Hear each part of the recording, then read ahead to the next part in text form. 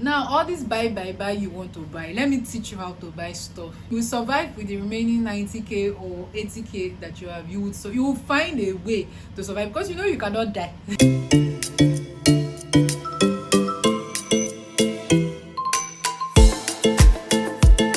Hey loves, and welcome to my channel. It's your girl again, Chiamaka. What's up? How are you doing?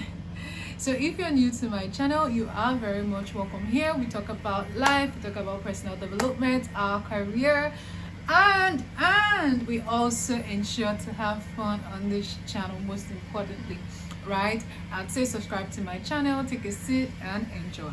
Now if you're a returning subscriber, what's up? How are you? If you're a returning subscriber that hasn't subscribed to my channel, I don't know, what do you want me to do? What am I not doing that you want me to do that you're not subscribed? Please subscribe to my channel. And if you're a returning subscriber, you are subscribed, you're all of that, oh fuck.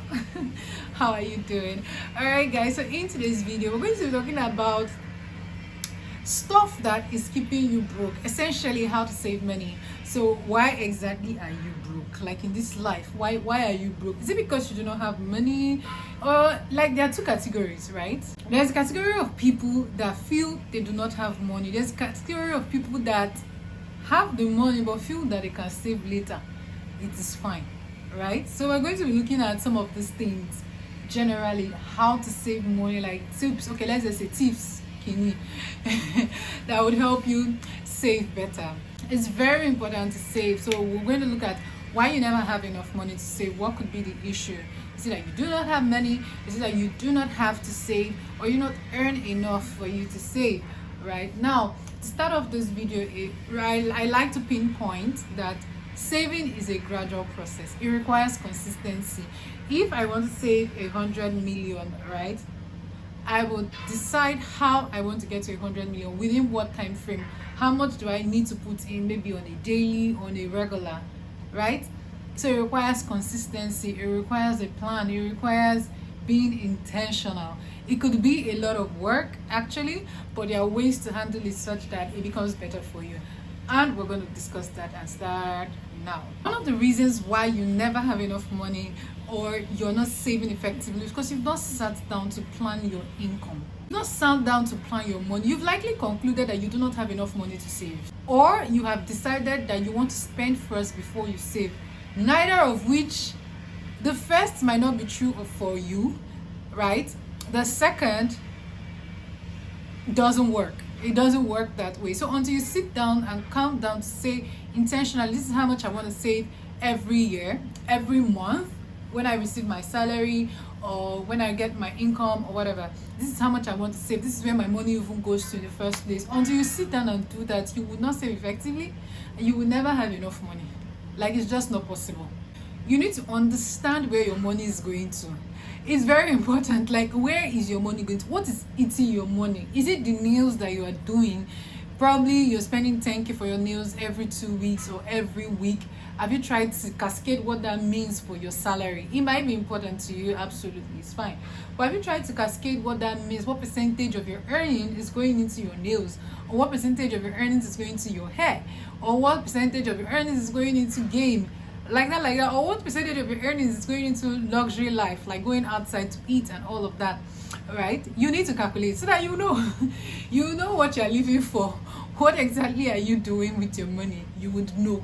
It will give you a fair overview of where your money goes to every month, like every single penny. So create some, like a calendar that looks at your spending. Like, so it doesn't even have to be this current month. You could backtrack, because half of the things we pay for are mostly from our bank apps. Your app has transaction history. Check your transaction history. Where did what go to? The truth is that even if you withdraw from POS, you most likely remember what you withdrew that money from, what you withdrew that money for. So you would remember. You need to check all of those, because they all go into, they're all important, right? That way you can track what is going into Trabaye, what is going into transport, what is that way. So create a budget, track your income and also your expenses. Where is your income going to? What does the outflow look like, and what does your inflow look like? All the sources you get money from. Yeah, even if the money is dash, create a column for dash or all the money people have given to you, just to have that. But that shouldn't be what you base your spendings on, right? However, you also need to track all your income the way you have it. Be realistic. Your realistic view is the one you worked for, that you know will be coming in every month. The one people dash you is not necessarily, something you're tracking, but what you're trying to do is that particular month, with the money you earned and the money that was given to you, that was, I don't know why dash is the only thing coming to my head.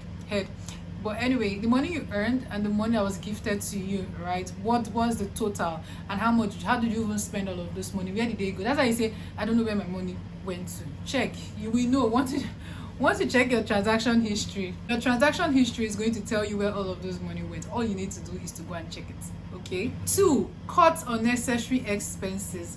Yes, I said it. See, that Louis Vuitton bag, you really do not need it.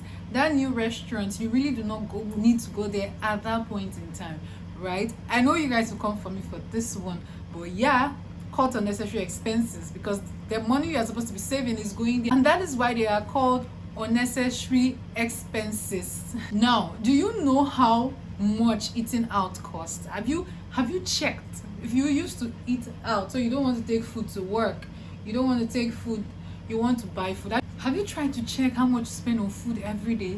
1,000 today, 1,200, 1,500 every single day. Cascade that by the number of times you go to work and the number of times you eat out.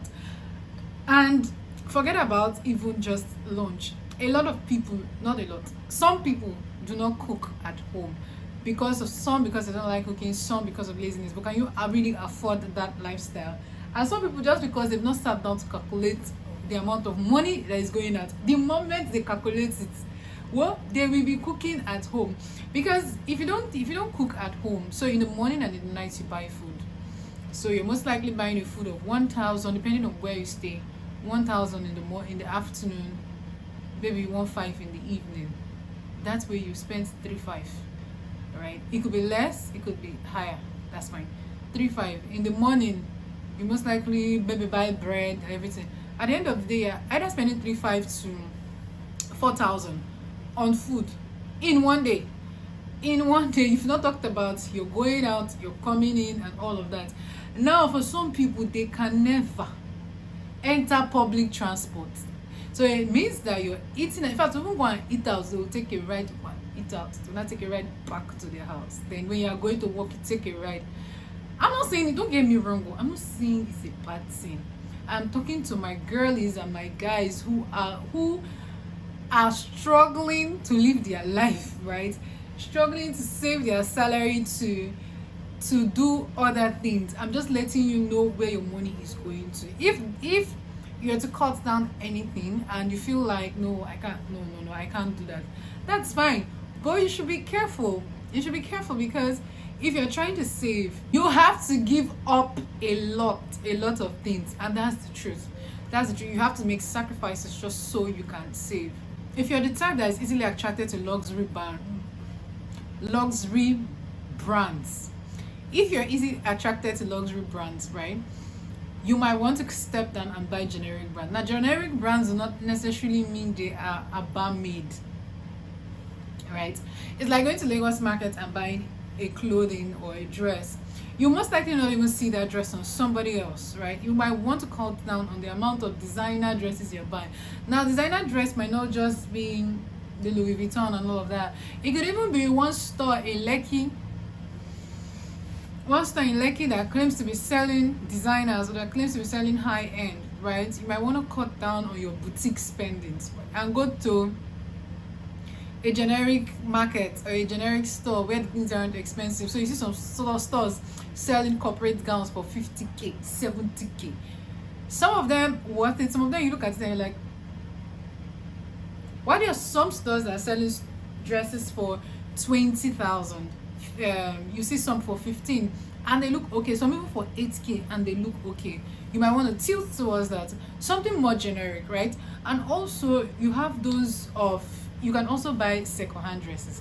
I know, before you chop my head off, you can also buy second-hand dresses. This thing exists. It will help you save your money. Especially if you are saving for Japa, it's going to help you save a ton of your money. So why not cancel all your unused subscriptions? There are subscriptions that you are not using, or you most likely just use once in a month, but it's just there, you just keep rolling because it's a subscription. They just keep debiting you, and your mind they're like, oh. So check all your subscription and ensure that you've cancelled everything.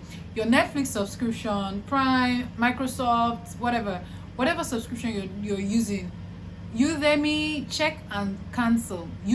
Go and subscribe when you actually need it, okay, rather than having your subscription running and you're not using it to do anything.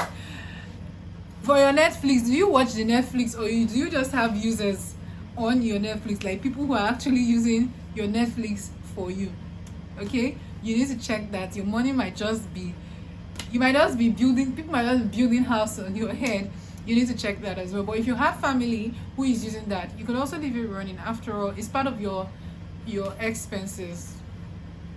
But you might just want to check all your subscriptions which you need to cancel. That YouTube Music, whatever music, do you really need it? Do you even use it, or do you just keep it there so that the day you need it you don't want to hear story? And over time they keep charging you, they keep debiting your account like that. And then Google, Apple, they are building mountain on your head with all your subscription. Meanwhile, you could have just saved that money. Compare prices before purchase. I know this can be hard. You just want to buy and get out. That thing you're buying at Spa, do you really need it? Or if you buy it elsewhere, would it be lesser? You might say, it's just 500 naira difference. No, but how many items are you buying? How many 500 naira? If you put them together, how much would they amount to? At the end of the day, how many times do you buy those items? Now you see that the idea of savings is accumulating gradually. So even if it's still 200 naira, it will accumulate and become something larger. I know for different set of people, there are people who 200 naira means a lot to. So if you're watching this video and you're like, what does this girl mean? There are people who 200 naira means a lot to, and if you're able to save 200 naira every day, that's a lot of thing. That's a lot of money. If you're able to save 10k in a month, for them that's a big deal. So if you're watching this video and you're like, no, your target savings for a year is 100 is a million, and so you can't understand why somebody wants to do 100k in a year, that's your problem too. That's your own. Everybody is different. All fingers are not equal, and this particularly works for everybody. So you need to check where your money is going to. All those unused things all those things that you're doing that is eating your money, and you could easily have saved all those things. Now avoid impulse buying. Impulse buying is when you're walking on the street and you just see something and like you didn't plan for it and you just say, hey, awesome.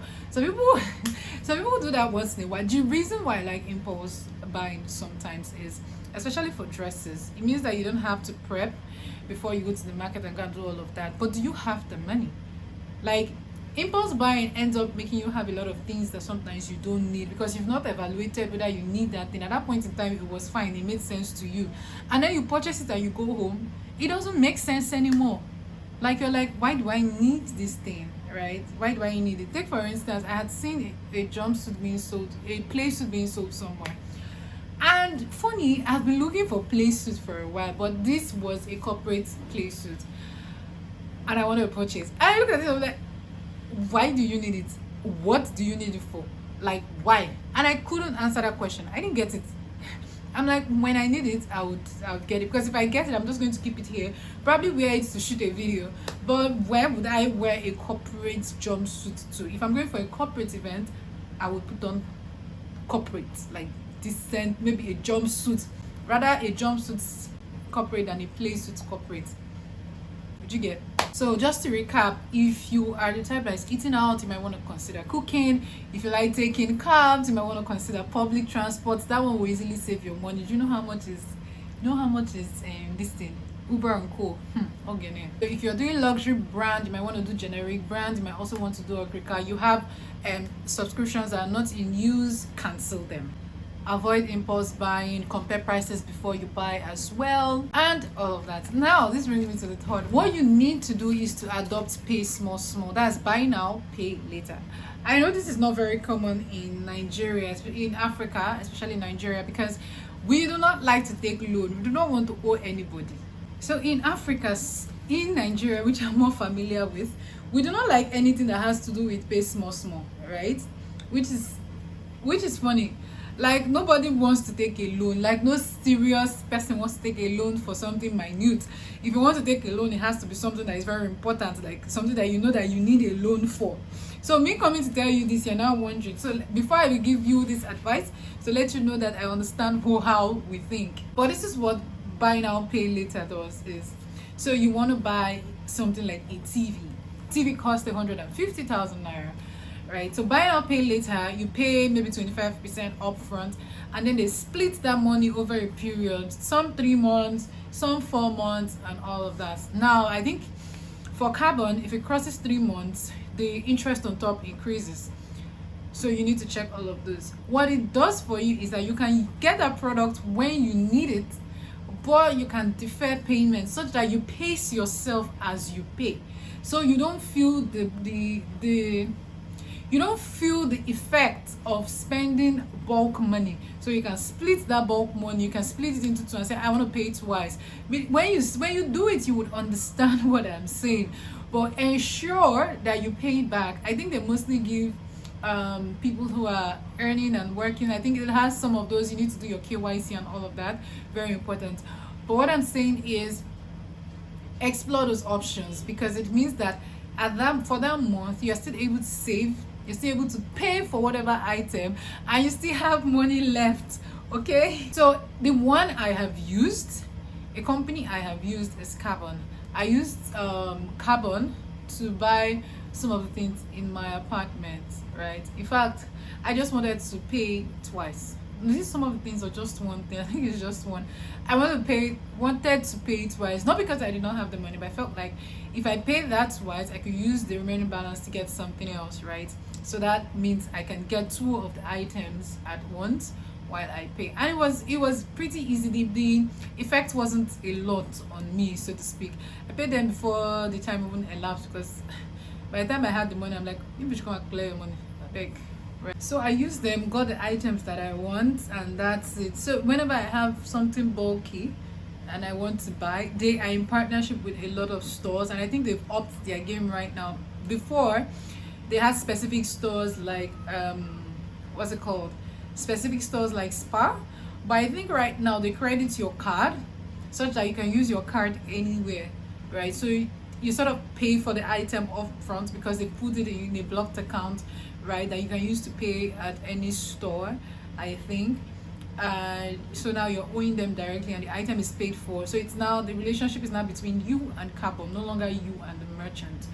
Okay, I think that's what they've done. You might want to confirm that, and you might want to confirm what the interest is. When I did mine, I think I don't know if they just started, but it was pretty, I know they've changed the whole dynamics around it. I know they have, yeah, because I had a friend that assessed it also recently. I know they have changed the dynamics, but it still works. Another thing you need to do is automate your savings. Now, if you earn 100,000 and you want to save 10k, 20k, do not spend what you have and then say, we'll save later. No, save the 10k first and tell yourself that, okay, I have 90k now to spend. Don't know if you get, or I have 80k now to spend. Especially if you're going hard on savings. Say you earn 100k and you are bent on saving 50k because you have a project you need, you want to jack by your proof of fund or something, or anything, you want to save 50k. The best way to do that is to automate your funds, because the way it will leave your accounts even you yourself, when your salary comes, you will wonder, but I earn 100k, why is this? You know, you're like, oh, that's true, my savings. So you can automate 10k to leave your account and go to your mutual fund account, to go to your PiggyVest account, Cowrywise, Carbon, all of that, right? Even if it's another savings account, another normal bank account, which I do not recommend though because of the low interest rates, but if that's what you do, you can automate it. So automate that process such that it becomes a subconscious thing. Like you're not putting that burden on yourself to go and do the transfer and then start thinking, will my money be enough? Would I do this? Or you not say, oh, I forgot to make the transfer so and so date, and that's why. No, No, believe me, you will survive with the remaining 90k or 80k that you have. You will find a way to survive, because you know you cannot die. So you will find a way to survive. Okay, so do that. Automate your savings. Now if you send money to your family members, automate it as well. Like, you should leave your account so that you know that whatever you have left is money for your upkeep. Capish? And what I even do is the money that is left, I try not to finish, so that whatever is left goes to my savings again. I have a savings target for this year, which, to the glory of God the Father, I have met. I have met, and it's such an amazing thing. I was so angry last year that I didn't have a savings, and by the time I looked at it, I understood where my money went to. Like, I was complaining, and somebody was like, you did this, you did that, at the end of the year this happened, you had to resolve. You did well. So if you had not done all of those things, you would have had. And I was like, oh, okay, but this year I want to do it. And then I set a target for myself, and these are some of the things I practice, and I still live a good life, a comfortable one, and I still live a comfortable life. That's all. And I've met my target, and now I'm upping the game, hoping that I'm not shooting myself in the leg, but I'm upping the game.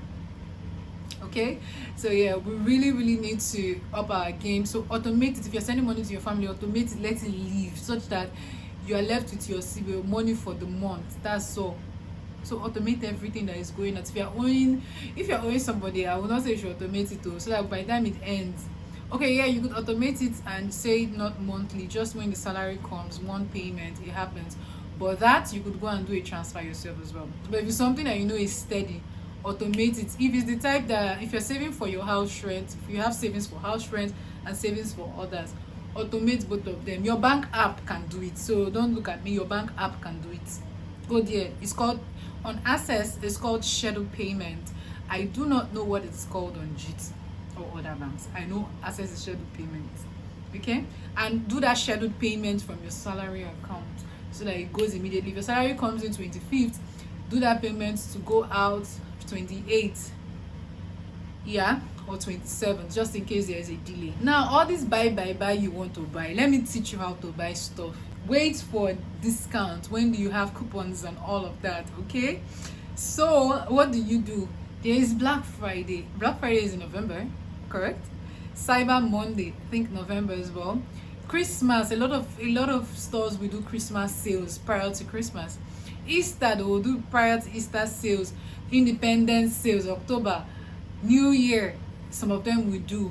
On their birthday, the store's birthday, they will do. Like, so find those times the stores you're targeting does sales. I, for one, my skincare product, that's my facial routine, I don't do a lot, but I use Dang. I would not buy anything until Dang is doing sales.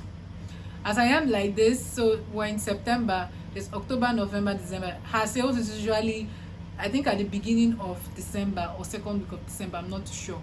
And it just occurred to me recently, I'm like, I need to start saving towards Dang, what's it called?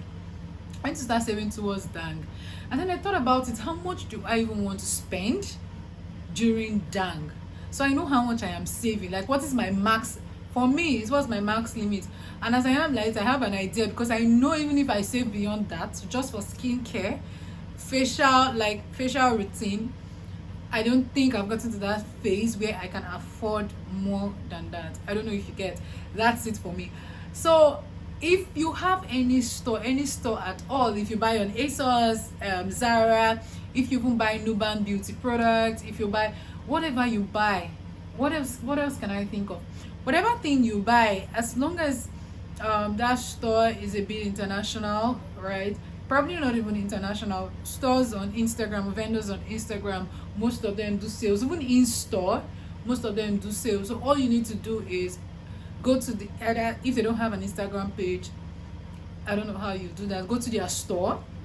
Yes, if they have a physical store, or call them and ask, right? If they are online also, you could just go to their history or search on the web to see when they usually do sales. There's only so many ways to tweak the web, that to tell you what period, or to show you their previous ads that they've done and all of that, so you can easily guess when they do their sales I don't know if that helps. So that's where you can get your luxury items with 20% off, 10% off. I know some stores can be very somehow, especially during Black Friday sales.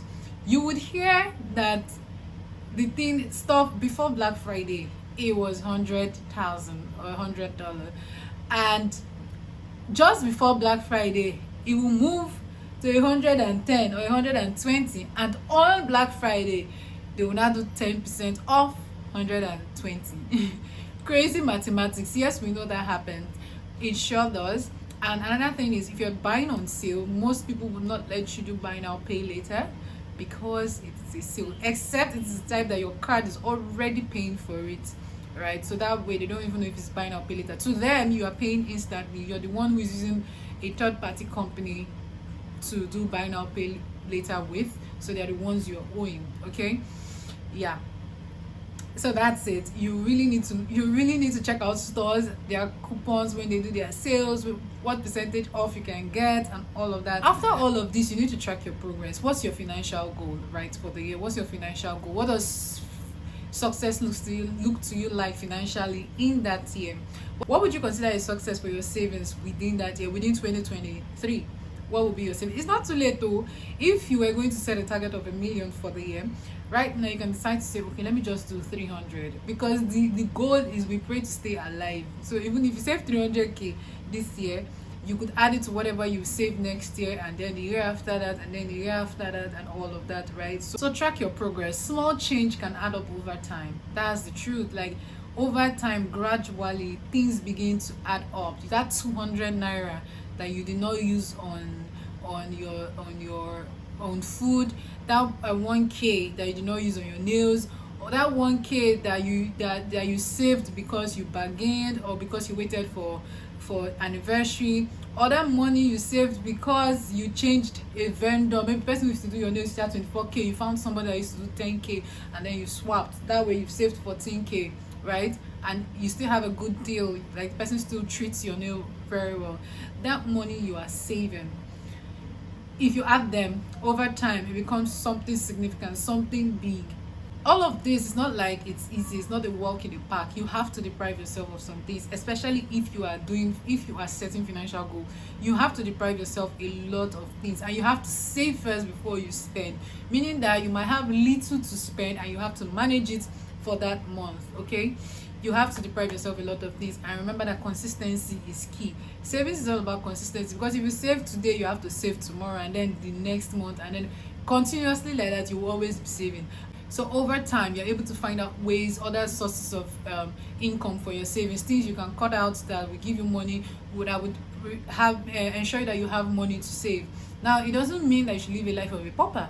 No, that is not the point of this video. The point of this video is to find sources that are eating your income illegally, right? That are eating your income in a rude manner that you don't even know exist. Look at them and move them to your savings. Also, those are the ones that you're doing that you just never cared, right? Like you've just never cared where that money is going to, or how much you spend on that thing. It's for you to track and be like, I spend this much on this, right? Yeah, that's it. All right, guys, thank you so much for watching. If you are, let me know in the comment section what your thoughts are on this video. Let me hear from you. Do not forget to subscribe to my channel if you're new here, and if you're an old subscriber, please leave a comment in the comment section as well. Thank you so much. My name still remains Chiamaka Okebo, and I'll see you in my next video. Bye, guys.